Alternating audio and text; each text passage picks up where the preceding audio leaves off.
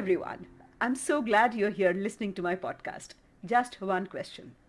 I'm your host Nilakshi Sengupta, and I hope and wish to entertain you in every episode with new stories, new knowledge, and new artists discussing their art forms. Today we have with us once again the super talented and self-taught director choreographer Karla Singh.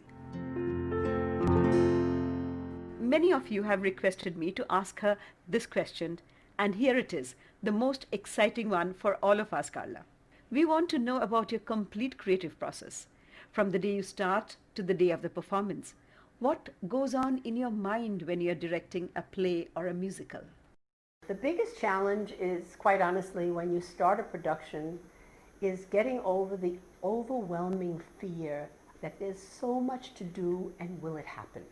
Because you're seeing everything is in front of you, is a blank slate and has to be done. And there's always that time limitation, producers book those dates because they only get certain dates and within a certain so you know that I have 2 months to put this whole thing together. That's scary as hell. That's really scary. Oh dear. Because you're thinking of, okay, the casting, will I get the right team?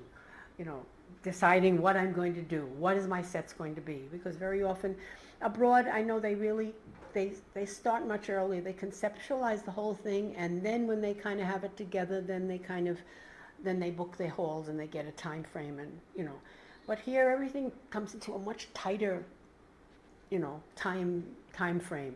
So the pressure is much greater. So that's, for me, the biggest is realizing, my God, there's so much to do. Will I get it done? Is it going to work? Is it going to happen? I've only done 5 scenes and there's 23, and I've only got now 4 weeks left. And how much, and invariably you say, okay, I'm going to do this.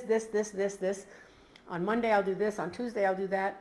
And then on Monday, the day that you're supposed to do this scene, 3 of the 4 actors are not there because they're sick. So that's what I mean. Then schedule goes out the window. You have to improv it. True that. So that's why I don't plan too much in the future, although producers always ask me, give me a full-on schedule. So I give them a full-on schedule, and then 90% of the time, by day 1, it's already gone out the window. But now, not because I want to, but because that's how it works. And then there is the aspect of perfecting that art, practicing again and again and again. How long is that practice needed? Forever. Is anything ever perfect? There's always improvement needed, yeah? And it depends, again, on the ability of the dancers. If they're already coming equipped with dancing skills, hopefully it's less time. But when you're dealing with people who are, like in My Fair Lady, not a single one was a dancer, yet they all had to dance. So it took a lot longer because a choreographer had to literally go back and teach basics that when you're working with dancers, you assume they already have that. So again, working with the bodies you have, working within their abilities, pushing them as much as you can, and hoping that the end result meets your expectations. The placement of these artists on stage, a little bit about them, please. Does it depend on their craft or their heights or shapes of the body? Well, general rule is shortest in the front, tallest in the back. Okay, that's where you start from so that they're seen. Again, it depends on the production. If you're dealing with dance numbers, then you try and just get dancers, yeah? And then you'll put your best in the front or in the center area. The ones who are weaker, you might put in the back.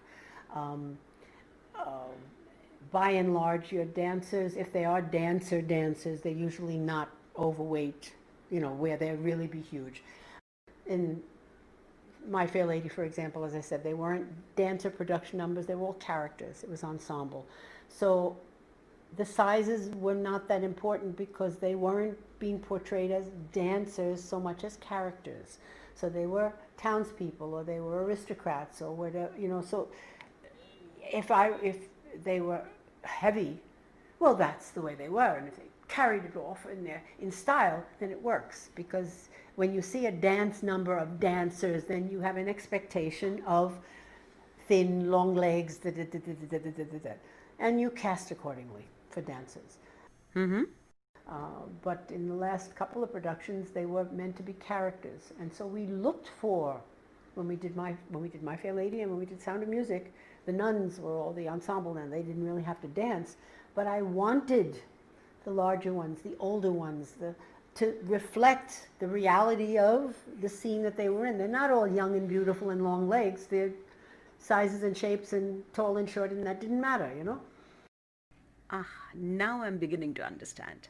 And I'm also trying to figure out if I would have a chance in your musical. You see? But that's a discussion we shall take offline. Let's continue for now.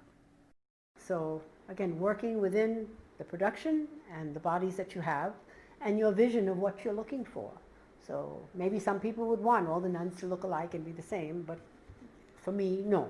And even sound-wise, we said, musically, we need the older ones, the ones who were supposed to be the Mother Superior, of course, but the senior nuns who were in charge, they must be older.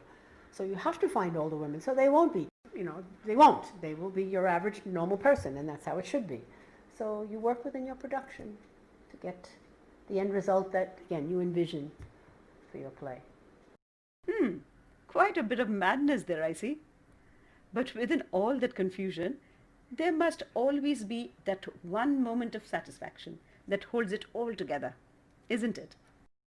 The most satisfying thing is when you finally block that last scene, for me, and then you're at the polishing stage. Then you know, okay, the structure is in place and it's sound. Now, okay, you'll tweak it, you'll change it, you'll move things around, all that will happen. But that sense of, okay, that overwhelming fear is, okay, whew, now, it looks like it's going to happen, and then of course opening night is all, will they like it, because you're with it 24/7. And for me, and I think for most directors, it is 24/7.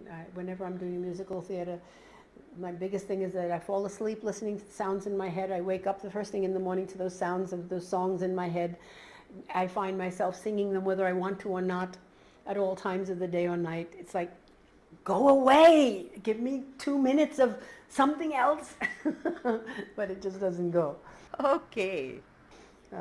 Until a good 2 or 3 weeks after the opening night. Then finally those songs finally start going into the background again, and I find that I wake up and, hey, I didn't sing that song in my head when I woke up. It wasn't there.